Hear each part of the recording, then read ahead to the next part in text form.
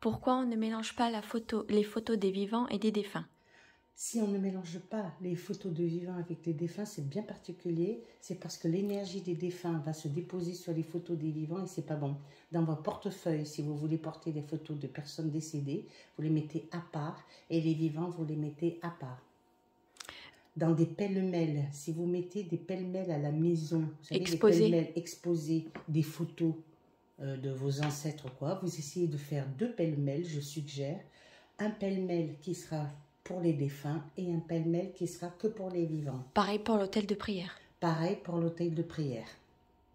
En fait, c'est parce que c'est comme en psychométrie, comme tu l'as déjà expliqué. C'est-à-dire que l'énergie des défunts va se poser sur l'énergie des morts, en photographie. Non, l'énergie des défunts va se poser. L'énergie des défunts se posera sur l'énergie des vivants et ça portera pas de bonnes choses. Ça porte quoi?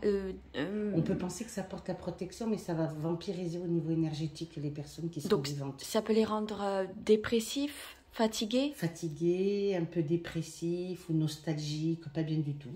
C'est parce que, en fait, la psychométrie, donc c'est la mémoire. La mémoire des objets comme la mémoire des photos, parce que dans les photos, il y a ce qu'on appelle les véritables photos, il y a le pixel qui va dégager l'énergie positive ou négative. C'est ce que vous servez, que servent certains médiums. Quand ils pratiquent la voyance sur photo. Ou la médiumnité. Et bien sur photo et pas sur papier photo, qui n'a rien à voir.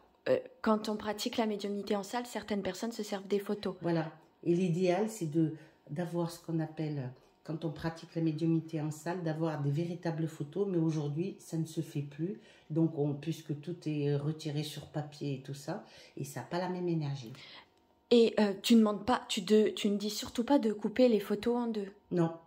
Les photos dans les albums et tout ça, ils peuvent rester comme elles sont. Ils peuvent rester comme ils sont, mais on essaye de mettre un pêle-mêle avec les défunts et un pêle-mêle avec les personnes vivantes. Et si jamais il y a une personne vivante et décédée sur la photo? On le laisse.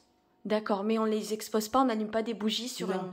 On expose une bougie, par exemple, pour un défunt. Quand le défunt est seul sur la photo, c'est mieux, c'est beaucoup mieux.